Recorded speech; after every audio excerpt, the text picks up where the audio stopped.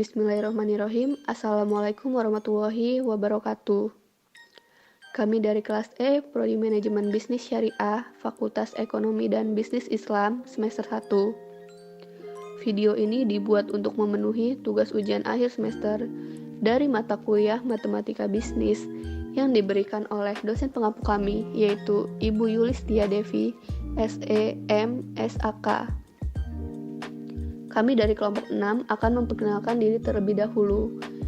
Di sini ada saya sendiri, yaitu Rahmadayanti Syafitri dengan NPM 20510404232. Kemudian ada Deta Zahra Tania dengan NPM 20510400035. Lalu ada Elza Malta Santia dengan NPM 20510400395.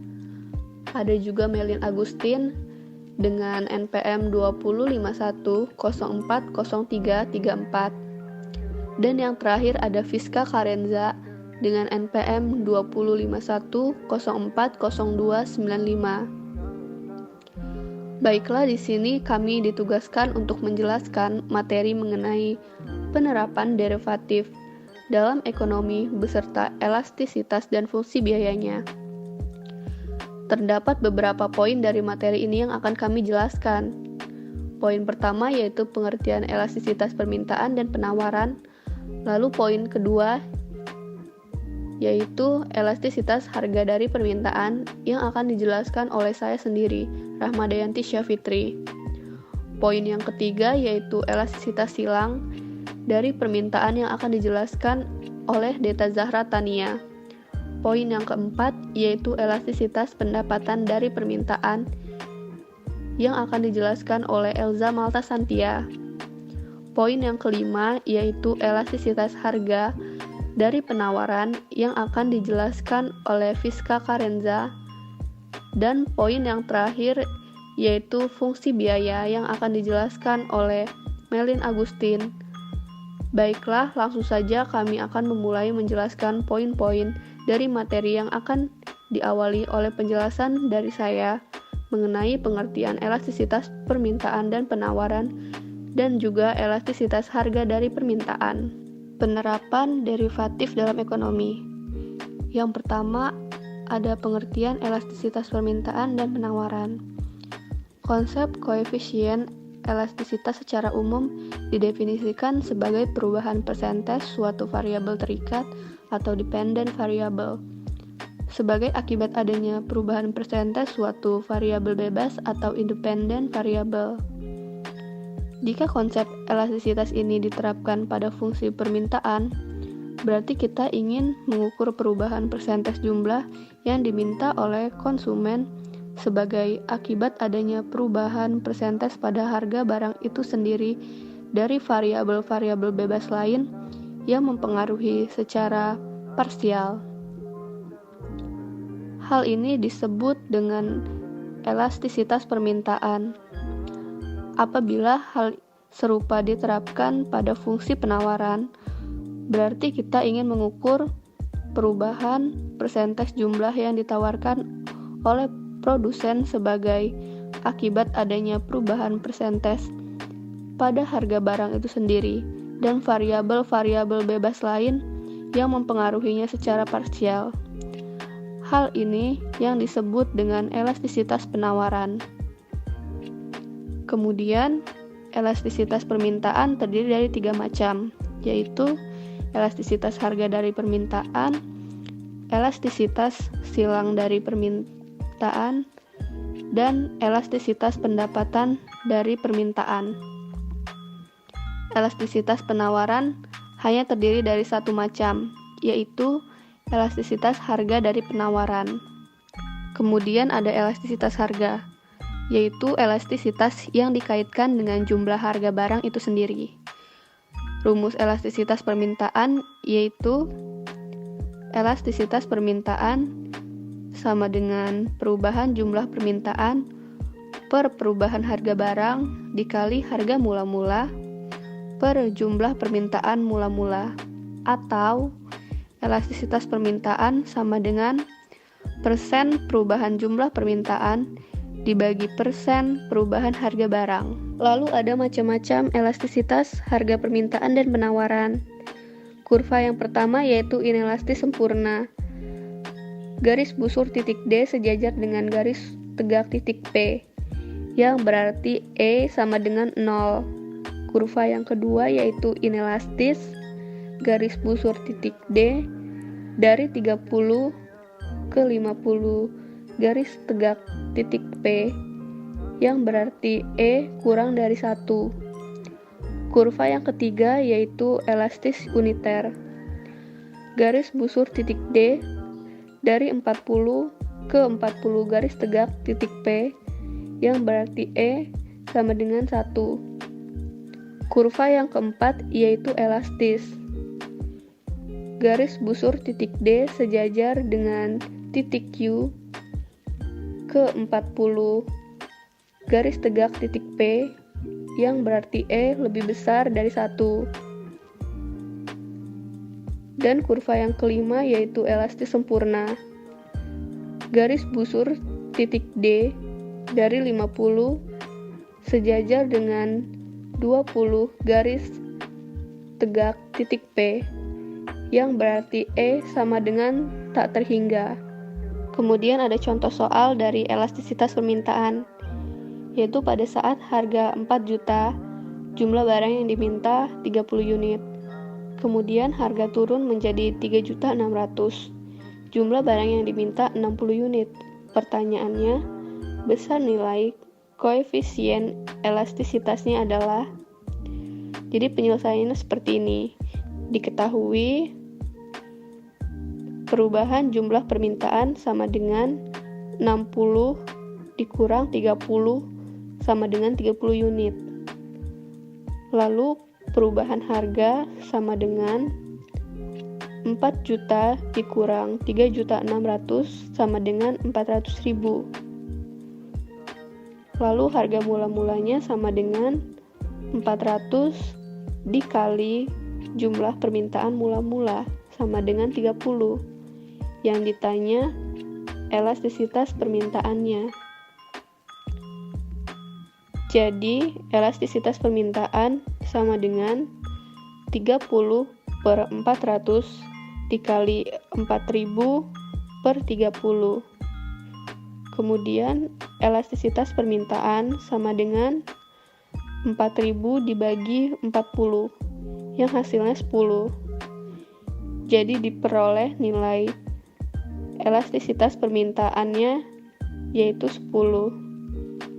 Dengan nilai elastisitas tersebut, maka termasuk ke dalam permintaan elastisitas atau elastisitas permintaan lebih dari 1. Elastisitas silang yaitu kecenderungan perubahan permintaan suatu barang tertentu disebabkan terjadi perubahan harga barang lain. Rumus elastisitas permintaan EXY sama dengan persen perubahan jumlah barang X yang diminta dibagi persen perubahan harga barang Y, atau EXY sama dengan buka kurung kurawa perubahan jumlah barang X dibagi perubahan harga barang Y tutup kurung kurawa buka kurung kurawa perubahan harga barang Y dibagi perubahan jumlah barang X. Contoh soal elastisitas silang. Elastisitas silang permintaan. Jawaban.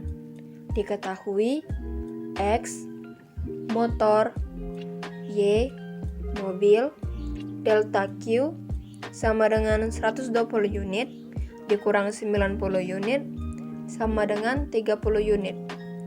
Delta P sama dengan 100 juta dikurang 80 juta rupiah sama dengan 20 juta rupiah.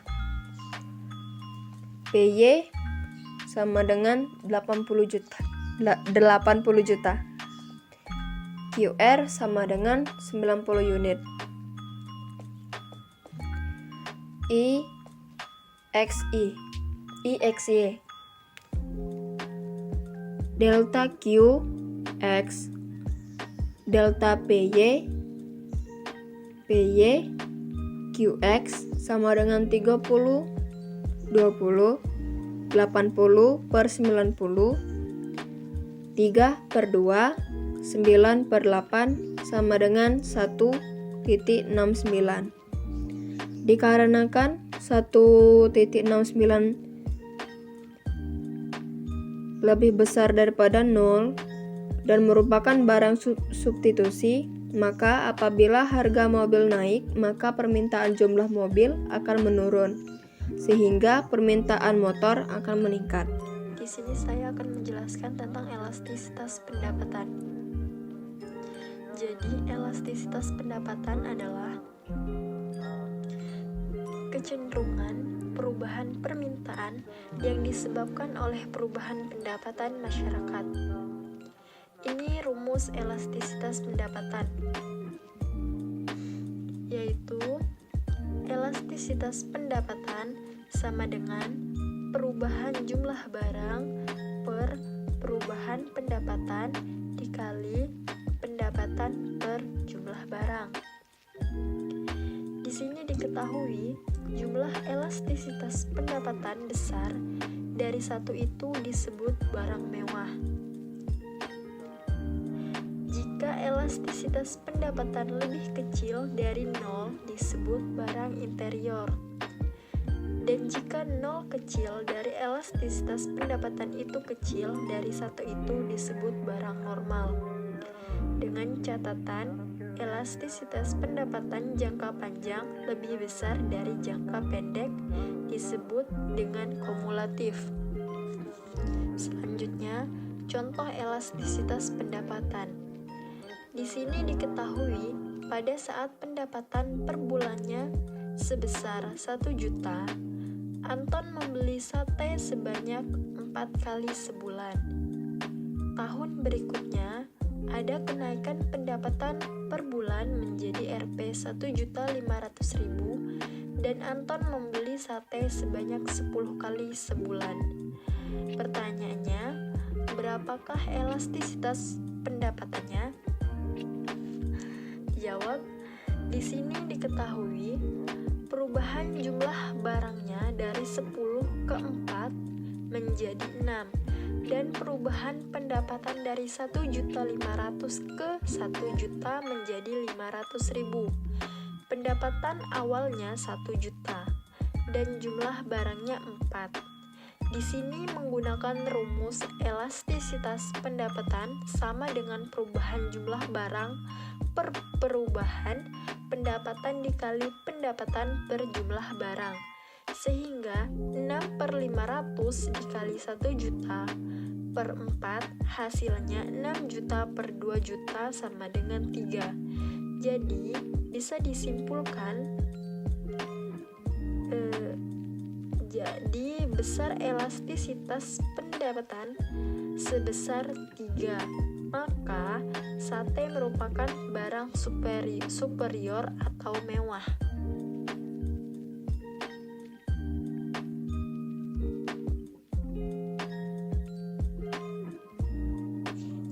Elastisitas penawaran.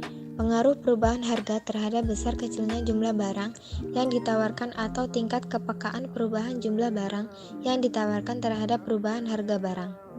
Rumus elastisitas penawaran. Rumus elastisitas penawaran yaitu elastisitas penawaran sama dengan perubahan jumlah penawaran per perubahan harga barang dikali harga barang mula-mula per jumlah penawaran mula-mula, atau elastisitas penawaran sama dengan persen perubahan jumlah penawaran per persen perubahan harga barang. Kriteria elastisitas penawaran terbagi menjadi 5 kriteria. Kriteria elastisitas penawaran meliputi penawaran elastis, penawaran inelastis, penawaran uniter atau normal, penawaran elastis sempurna, dan penawaran inelastis sempurna. Rumus kriteria elastisitas penawaran yaitu penawaran elastis. Rumusnya elastisitas penawaran lebih besar dari 1. Penawaran inelastis, rumusnya elastisitas penawaran lebih kecil dari 1. Penawaran uniter atau normal, rumusnya elastisitas penawaran sama dengan 1. Penawaran elastisitas sempurna, rumusnya elastisitas penawaran sama dengan tak terhingga. Penawaran inelastis sempurna, rumusnya elastisitas penawaran sama dengan 0. 5 macam kurva penawaran. Yang pertama, penawaran elastis, yaitu kurvanya landai. Yang kedua, penawaran inelastis, kurvanya curam. Yang ketiga, penawaran uniter, kurvanya tidak landai dan tidak curam. Yang keempat, penawaran elastis sempurna, kurvanya horizontal. Yang kelima, penawaran inelastis sempurna, kurvanya vertikal. Contoh soal elastisitas penawaran. Pada saat harga 500, jumlah barang yang ditawarkan 40 unit, kemudian harga turun menjadi 300, jumlah barang yang ditawarkan 32 unit, hitunglah besar koefisien elastisitas penawarannya. Pembahasannya yaitu elastisitas penawaran sama dengan 8/200 dikali 500 per 40. Elastisitas penawaran sama dengan 4000 per 8000. Elastisitas penawaran sama dengan setengah dan hasilnya 0,5. Inelastis. Diperoleh nilai elastisitas penawaran sama dengan 0,5. Dengan nilai elastisitas tersebut, maka termasuk ke dalam penawaran inelastis. Kita lanjut untuk ke materi fungsi biaya. Nah, di fungsi biaya ini terdapat 3 macam, yaitu yang pertama adalah fungsi biaya tetap atau fixed cost atau disingkat FC, yaitu biaya yang sampai pada tingkat tertentu besarnya tetap. Dengan kata lain, sifat biaya tetap adalah tidak tergantung pada jumlah barang yang dihasilkan. Contohnya, biaya sewa tempat, biaya untuk membayar pakar kimia makanan, atau biaya penyusutan alat-alat produksi. Secara matematik, biaya tetap merupakan suatu konstanta, bukan merupakan fungsi dari jumlah barang yang dihasilkan. Dan untuk grafiknya berupa garis lurus yang sejajar dengan sumbu jumlahnya. Jadi untuk fixed cost, nah cost ini kan biaya. Jadi kalau fixed cost ini biaya tetap, yaitu FC sama dengan K. Dan grafiknya seperti ini.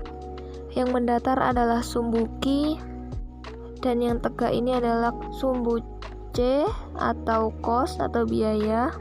Jadi fixed cost-nya itu berupa garis yang sejajar dengan sumbu jumlah. Jadi ini fixed cost-nya. Terus yang kedua ada fungsi biaya variabel atau variable cost yang disingkat VC. Jadi variable cost adalah biaya yang sampai pada tingkat tertentu secara konstan berubah sesuai dengan perubahan jumlah yang diproduksi. Semakin banyak barang yang diproduksi, biaya variabel akan meningkat sebanding dengan peningkatan jumlah produksi. Contohnya, biaya bahan baku, biaya bahan pembungkus atau kemasan, dan juga label. Dan untuk secara matematik, biaya variabel merupakan fungsi dari dihasilkan. Dan untuk kurvanya itu berupa sebuah garis lurus ke kanan atas dengan atau kemiringan atau gradien positif dan bermula dari titik pangkal atau 0,0. Di mana biaya variabel atau variable cost sama dengan AQ, di mana A adalah biaya variabel per unitnya. Kalau yang dihasilkan adalah per unit, maka biaya variabelnya adalah A dikalikan Q. Jadi ini kurvanya bermula dari titik pangkal, kemudian ditarik seperti ini, garisnya miring ke kanan. Dan untuk perlu diingat, untuk fungsi biaya ini juga hanya berada di kuadran 1.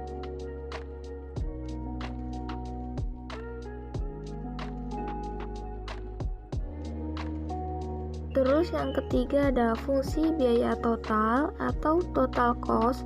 Nah, untuk fungsi biaya total ini bisa juga ditulis dengan TC, total cost, atau C, cost. Jadi untuk biaya total atau TC atau juga C adalah seluruh modal atau dana yang harus dikeluarkan perusahaan untuk melaksanakan operasi bisnisnya. Dan biaya total merupakan hasil dari penjumlahan biaya tetap dengan biaya variabel. Untuk secara matematis dirumuskan sebagai berikut. Jadi biaya total atau total cost yang dapat dituliskan TC, bisa juga dituliskan C, itu sama dengan fixed cost ditambah variable cost. Atau biaya total itu sama dengan biaya tetap ditambah biaya variabel. Nah, di sini kurvanya.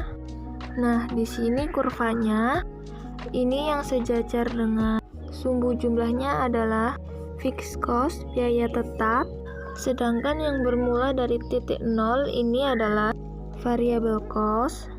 Sehingga untuk biaya total, karena ini dijumlahkan, dia bermulanya dari titik K yang di sini. Nah, kenapa di sini? Misalkan barang yang diproduksinya itu 0, maka minimal kita membayar biaya tetap tadi ya. Contohnya biaya sewa tempat. Meskipun kita produksinya 0, biaya yang kita keluarkan minimal itu adalah biaya tetap. Ini kurvanya begini. Nah, untuk menggambar fungsi kurva biaya, itu disesuaikan dengan fungsinya. Fungsinya seperti apa? Dan karena di sini fungsinya fungsi linear, maka menggambarkan kurvanya adalah menentukan dua titik sembarang. Dan untuk contohnya, misalkan biaya tetap yang dikeluarkan oleh sebuah perusahaan sebesar 2 juta rupiah, dan sedangkan biaya variabel per unitnya adalah 4.000. Tentukan persamaan dan kurva biaya totalnya. Dan berapa biaya total yang dikeluarkan jika perusahaan tersebut memproduksi 500 unit barang. Jika kita kerjakan, jadi yang diketahui itu tadi adalah biaya tetap. Jadi fixed cost-nya atau VC-nya diketahui adalah 2 juta rupiah. Dan diketahui juga variabel per unit, yaitu 4.000. Maka variabel cost adalah 4.000. Jika biaya produksinya sebesar 4.000, maka dikali per unitnya yang menjadi 4.000 dikali Q. Kemudian tentukan kurva dan biaya totalnya. Untuk persamaan biaya total bisa ditulis dengan TC atau C, yaitu sama dengan fixed cost ditambah variable cost atau biaya tetap ditambah biaya variabel. Sehingga didapatkan C sama dengan 2 juta atau fixed cost biaya tetapnya ditambah 4.000 Q, yaitu variabel cost-nya atau biaya variabelnya. Nah, jadi inilah fungsi atau persamaan biaya totalnya. Dan untuk menggambar kurvanya, dan bila kita cermati, biaya total ini bentuknya adalah fungsi linear. Maka jika ingin menentukan fungsi linear, minimal menentukan 2 titik sembarang. Berarti untuk menggambarkan fungsi biaya ini, kita juga menentukan minimal 2 titik sembarang. Dan untuk pertanyaan selanjutnya adalah, berapa biaya total yang dikeluarkan jika perusahaan tersebut memproduksi 500 unit barang? Jika yang diproduksi 500 unit barang, maka untuk banyaknya produk yang diproduksi itu adalah Q. Nah, pada saat Q-nya sama dengan 500 unit, berapakah biaya totalnya atau C? Nah, kita kan sudah mempunyai fungsi biaya total ini, maka kita tinggal substitusikan nilai Q sama dengan 500 ke dalam fungsi biaya total. Sehingga C sama dengan 2 juta ditambah 4.000 dikali Q. Untuk Q-nya adalah 500, jadi 4.000 kali 500. Sehingga dihasilkan 2 juta ditambah 4.000 kali 500 menghasilkan 2 juta. Jadi untuk hasil akhirnya adalah 4 juta. Dan itulah biaya total yang harus dikeluarkan jika produksi mencapai 500 unit barang. Jadi sekali lagi untuk mencari biaya total itu sama saja biaya tetap ditambah biaya variabel. Itulah mengenai penerapan derivatif dalam ekonomi beserta elastisitas dan fungsi biayanya yang dapat kelompok kami sampaikan. Kurang lebihnya, kami meminta maaf dan kepada Allah kami meminta ampun. Sekian dari kami ucapkan terima kasih. Wassalamualaikum warahmatullahi wabarakatuh.